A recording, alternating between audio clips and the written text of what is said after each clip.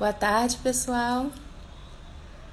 Vamos só esperar mais umas pessoas entrarem.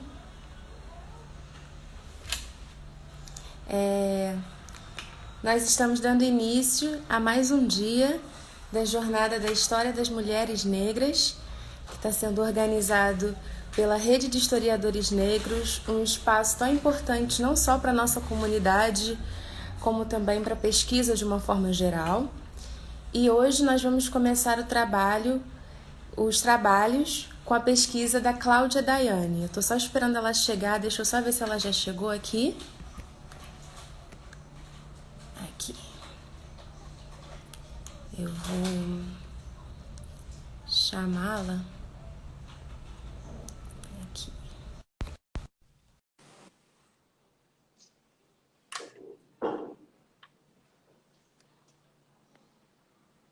Tá todo mundo me ouvindo bem? Tá. Pronto. Olá, Daiane, tudo bem? Olá, tudo bem? Você tá me Só. ouvindo direitinho? Sim, tudo tranquilo.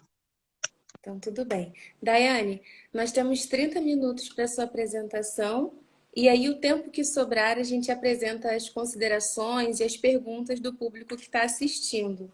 Tá certo? Tudo certo. Tá boa a imagem aí? Tô tentando arrumar aqui, meu celular tá meio... Tá ótimo, tá Tá bem ótimo. quadrado. Eu Ah, vou então tá. só, eu vou só te apresentar aqui bem rapidinho. É, a Cláudia Daiane Garcia é Mollet ou Molet? Eu fiquei em dúvida. Molê, pode ser. Mollet Tem várias... cada familiar fala de um jeito. Pode ser molê. Molê. ela é doutora em História pela Federal do Rio Grande do Sul, técnica administrativa pela UFPEL, membro do coletivo de servidoras autônomas da UFPEL, do movimento de resistência da UFPreta e do GT Emancipações e Pós-Abolição da AMPU. Daiane, o tempo é seu e fique à vontade. Olá, tudo bem, Stephanie? Olá a todos que estão nos acompanhando aqui. Que alegria poder participar de mais um evento da Rede de Historiadores Negros e Negras, né?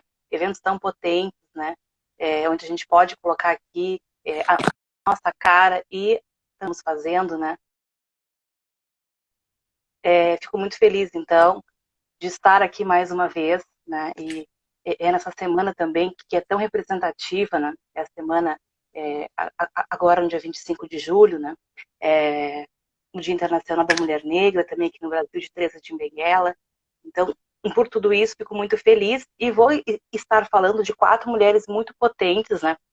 Que eu trabalhei na minha pesquisa de doutorado, que eu defendi em 2018. Nossa, já vai fazer daqui a pouco 2 anos, passa muito rápido.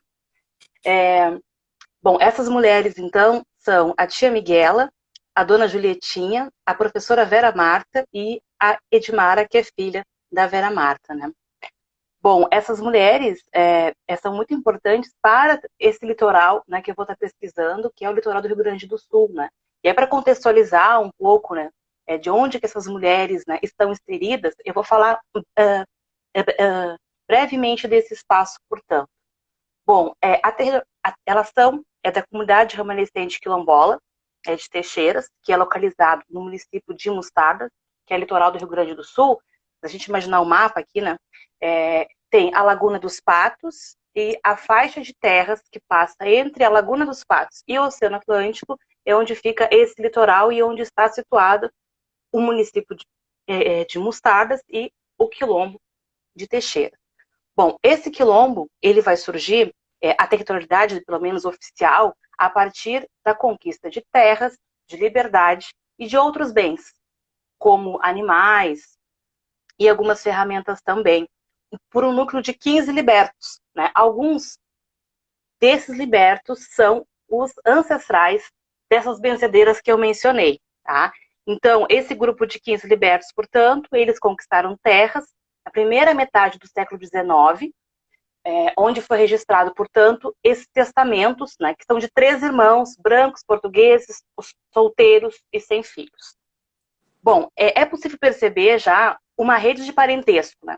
Tanto entre esses 15 libertos, quanto deles com outros escravizados, né? de outras senzalas, como também deles com outros escravizados legatários de terra. Bom, e a luta pela terra nesse litoral, né, foi muito presente, como acontece também em outras localidades. Né? Seja na hora de receber, de fato, essa herança, né, porque tinham alguns outros herdeiros também presentes, como sobrinhos, por exemplo, e também a luta pela terra, especialmente a partir da década de 1960, quando é introduzido o arroz, e depois, 80, 90, o pinus, né?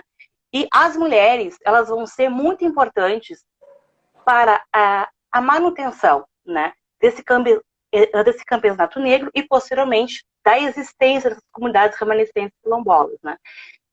Eu tinha muita preocupação de conseguir compreender, né, essas mulheres negras, porque eu estava trabalhando, né, com questões de terras que prevalecem os nomes, né, dos homens. Trabalhei também com a fé em Nossa Senhora do Rosário, onde também prevalecia muito a questão do homem. Onde estavam as mulheres?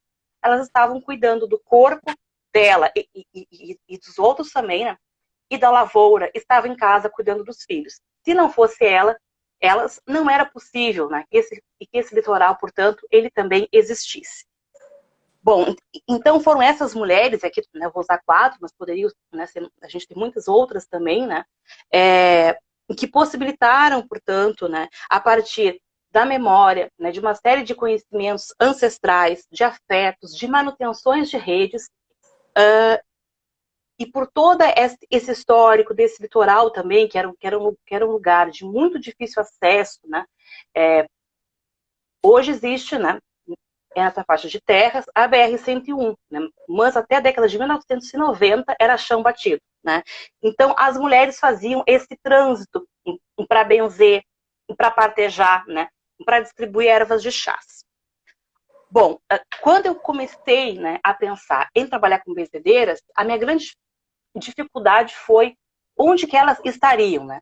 Porque de um passo, a benzedeira mais antiga de Teixeiras, né, ela faleceu com mais de 100 anos, né? Ela tinha falecido, né? E a comunidade narrava muito que os mais jovens, eles não se interessavam, né, para poder aprender.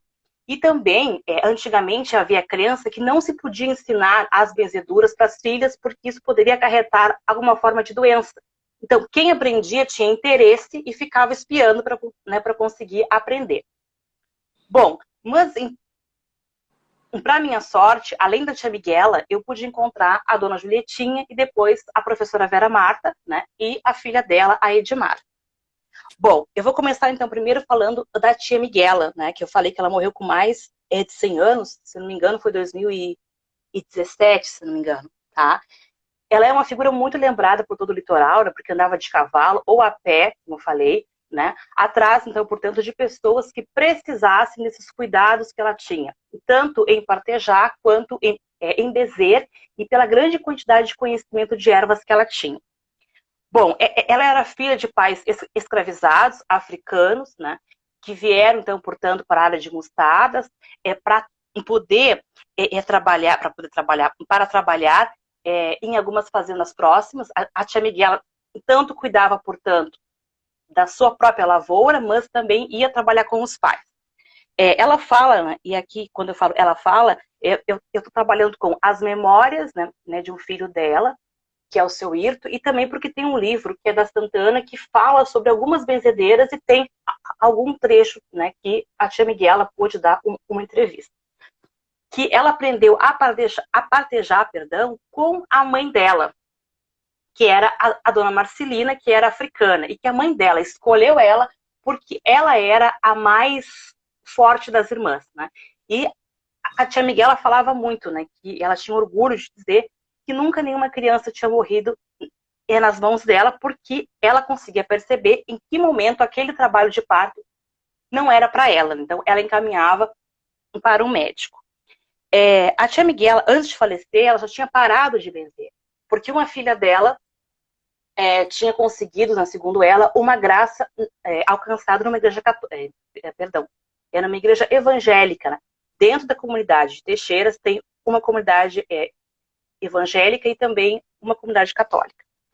e que com essa graça alcançada, ela deixou de benzer, né? Então, e aí os filhos não seguiram, né? Então se perdeu uma série de memórias, portanto, sobre todo esse conhecimento ancestral africano que ela tinha, né? Foi-se com ela, né? Uma outra também benzedeira que é muito importante é a Dona Julietinha, né?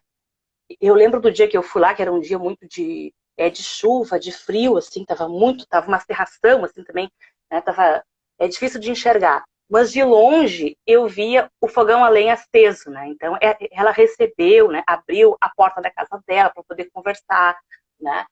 E a Dona Julietinha, ela possivelmente também está atrelada àqueles testamentos que eu falei lá do século XIX, porque o avô dela, perdão, o seu Homero, ele aparece na lista de proprietários de terra em 1920 e depois, na década de 1960, quando a comunidade passa, né, por uma série de expropriações, inclusive apoiada pelo Estado brasileiro, que é muito comum também, né, infelizmente, o seu Homero é o guardião daqueles testamentos lá do século XIX.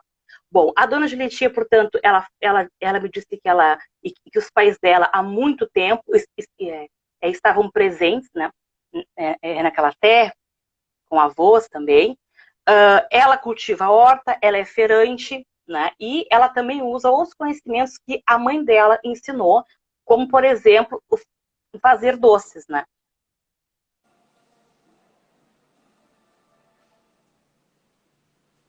Bom, ela faz doces de figo, abóbora, doce de leite e leva para vender, portanto, nessa feira. Ela aprendeu a benzer com uma vizinha e com a mãe dela, né? Então, esse conhecimento, portanto, também que está na família, mas que também, que a família está para além também, né, nessa questão sanguínea, mas dentro da comunidade, portanto, esse conhecimento que vai circulando, que se acaba, né? Porque muitas pessoas jovens, né, não têm esse interesse também, né, para poder aprender. Bom, a terceira benzedeira é a professora Vera Marta, né? Ela é descendente da Inácia, que está lá no testamento de um daqueles 3 irmãos, né? Ela fala que sempre quis estudar. Então, com 14 anos, ela foi para a área urbana, né, de Mostardas, e começou a trabalhar como camareira. E ela conseguiu concluir, com muito esforço, o ensino, o que a gente pode dizer que vai ter uma equivalência ao primeiro grau, e foi chamada para dar aulas. Então, a comunidade conhece ela como a professora Vera Marta, né? Porque ela deu aula para praticamente quase todos ali, né? Menos para os mais velhos, né? E ela tinha um sonho de fazer a faculdade. E ela conseguiu, né, se formar junto com a filha dela em pedagogia, né? Então, tem uma foto muito bonita que é dela e da filha Edmara, vestidas, né, prontas para a formatura. Uma conquista muito grande, e elas continuaram sempre a benzer. A dona Edmara fala, a dona Edmara, perdão, a professora Vera Marta fala que a mãe dela não ensinou ela a benzer, né, porque ela acreditava que aquilo poderia trazer alguma consequência negativa, né, tipo, na saúde, mas que ela ficava espiando a mãe e a avó a benzer. E hoje ela ensina para a filha dela, porque ela quer que esse conhecimento, né, siga, né. Então, a filha dela, né, também é uma lutadora muito ferrenha, né, de conseguir de fato que seja reconhecido que o município de Mostardas ele é formado não só por açorianos, né, porque muito se fala disso, né, mas que é afro-açoriano, que esse litoral também é um litoral negro. E para falar, né, que tipo de benzeduras, portanto, né, aqui eu trouxe algumas. Eu não sei quanto tempo eu tenho, porque eu tô... Não, ainda tem 15 minutos. Tá, tranquilo então, vamos lá. Não tem muita coisa mais não. Deixei um tempinho para a gente conversar também. Bom, algumas benzeduras, portanto, que tratam do corpo e da lavoura. Porque lavoura também tem a ver com cuidar da família, né? Porque se tu perde uma lavoura, tu perde o sustento da família, né? Seja para o consumo próprio ou para vender. Bom, algumas benzeduras um praçapim, né, para criança, e aí utiliza uma chave que não pode ser a chave chapada, tem que ser, eu não sei explicar direito, mas a chave é aquela gordinha, sabe, tipo de guarda-roupa antigo, né, que bota na boca da criança. E para engasgo, né, por exemplo, se engasgou com espinho de peixe, bota 2 velas cruzadas nas costas, acesa, um para cobreiro e para cozer. Aliás, ou cozer, né, que seria o costurar, que usa agulha, linha e um tecido, né? Então, para osso quebrado, osso rendido. E aqui me parece muito importante também de pensar, né, que cuida das crianças, mas também cuida daqueles que estão trabalhando, né? Se a gente pensar nessa lógica desse litoral, que é difícil procurar médico, de um litoral que é muito antigo, que tem um conhecimento ancestral, é fundamental que saibam cuidar do corpo, né? Então, por exemplo, aqui eu vou citar o que se fala quando se pensa, né, do cozer, de acordo com a Edmara. Em que cozo? Em carne quebrada, osso rendido, eu te cozerei.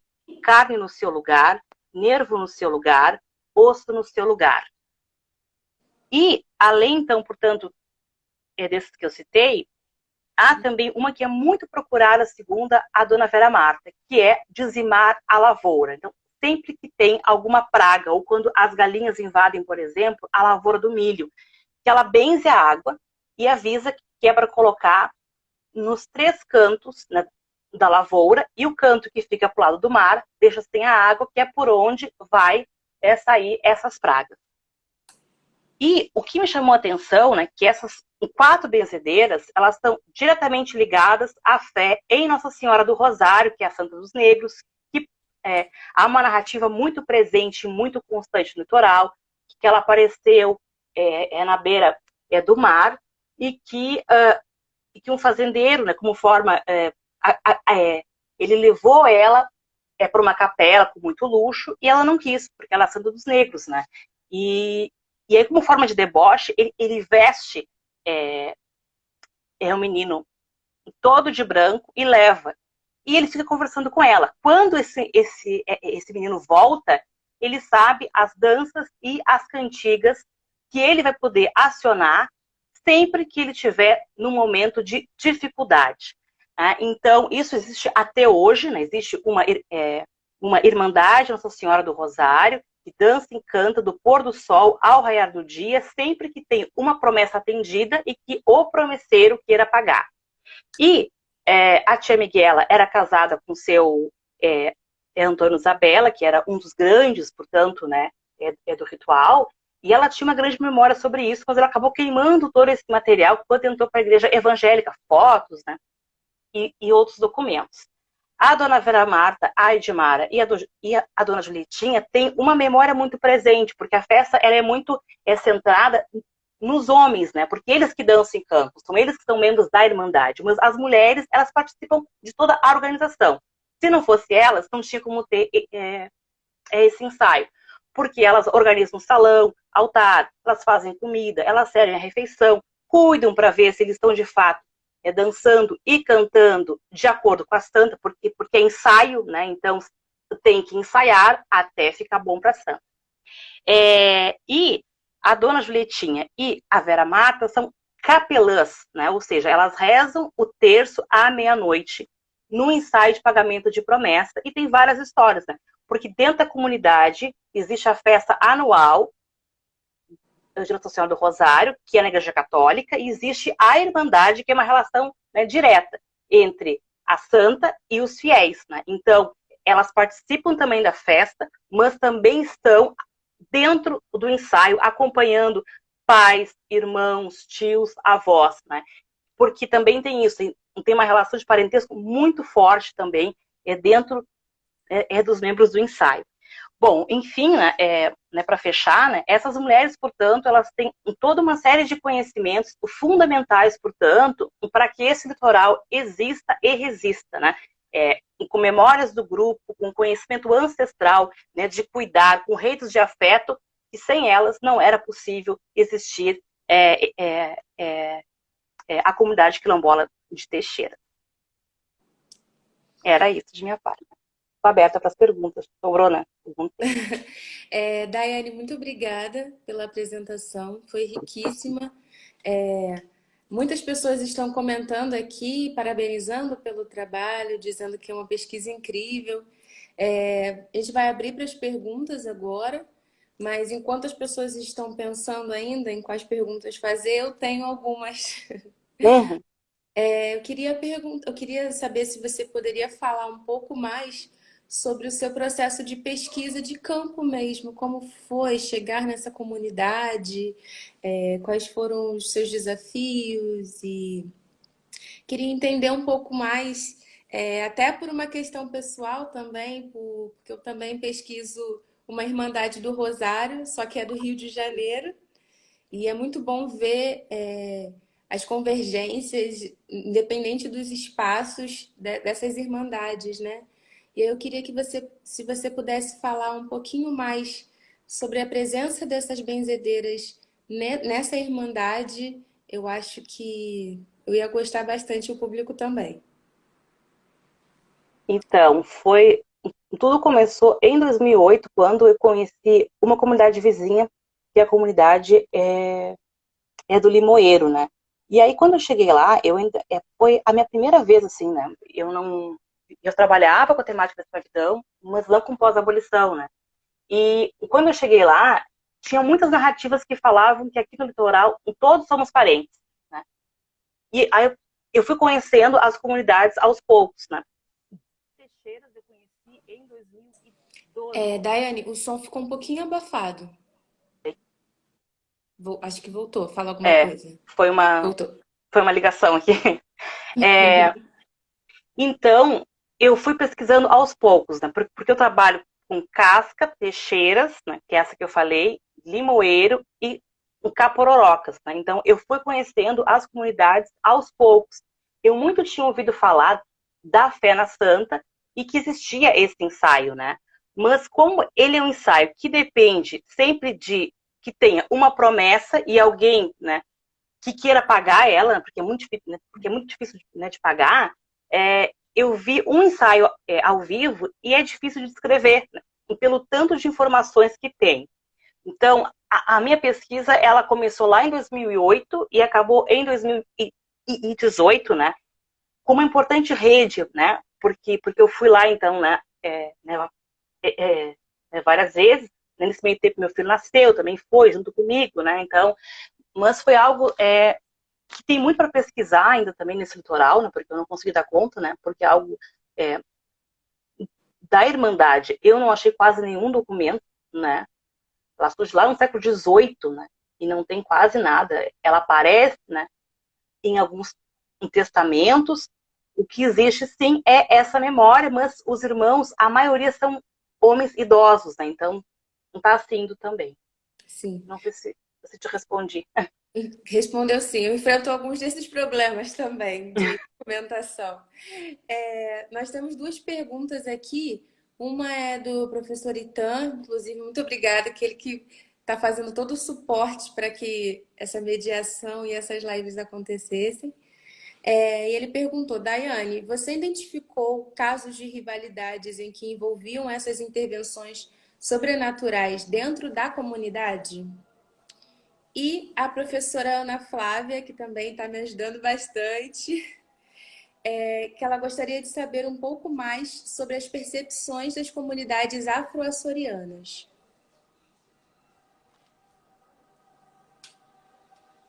A gente ainda tem uns 7 minutinhos para. Tá bem.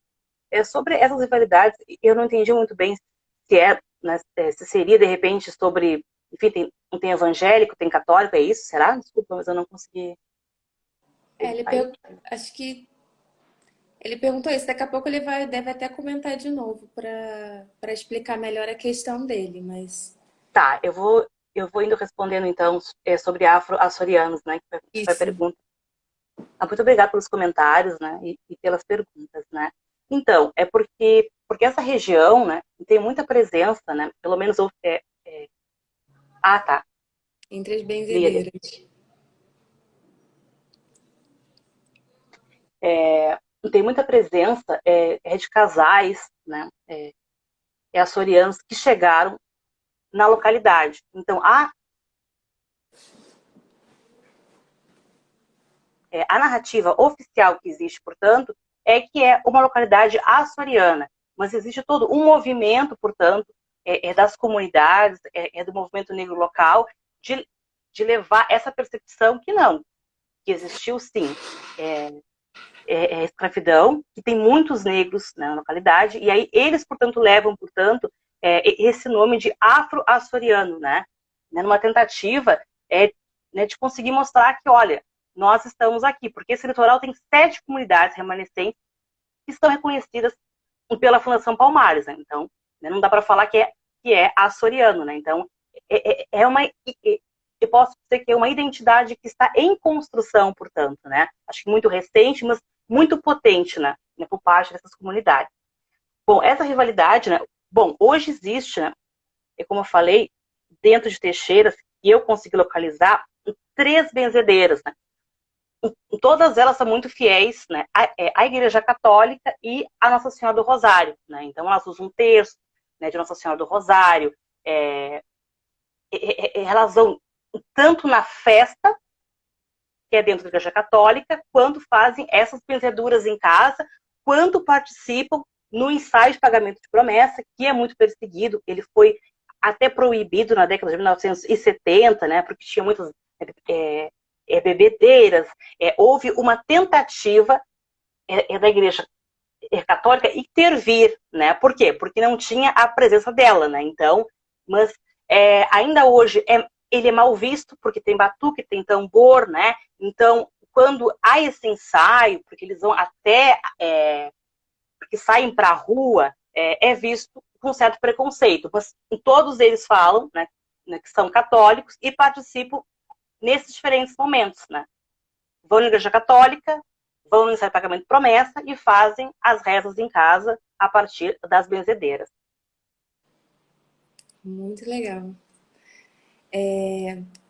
As pessoas continuam comentando aqui, pedindo para que essa live seja salva. A gente vai salvar.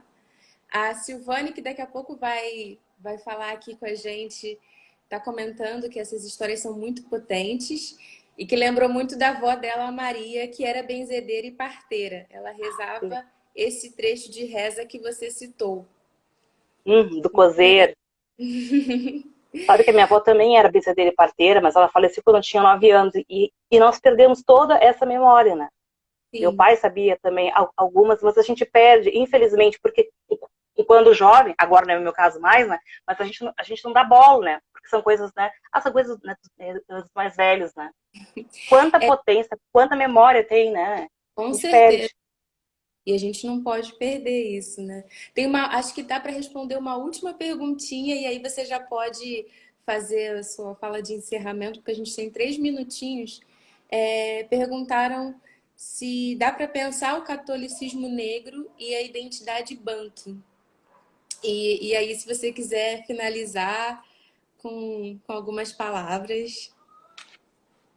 Então, tem tanta coisa para pesquisar do ensaio, assim, muito que... Porque, assim, ó, não tem, na região, né, pelo menos, não tem nenhuma pesquisa histórica sobre, né? Então, o que eu fiz nesse primeiro momento foi olhar e pontuar todas as etapas, porque tem várias etapas no ensaio, né? Então, tem muita coisa, assim, tem muitas canções, são mais de 1000 cantigas, por exemplo, que existem, e que não está escrito num livro, né? Então está na memória, né? E então tem muita coisa para pesquisar, né? Hoje eu não saberia responder porque eu não dei conta, mas eu quero continuar pesquisando ainda, porque, enfim, é muito rico, tem muita história, tem muita memória, né? Mas precisa de mais braços também, precisa que mais pessoas pesquisassem também, né?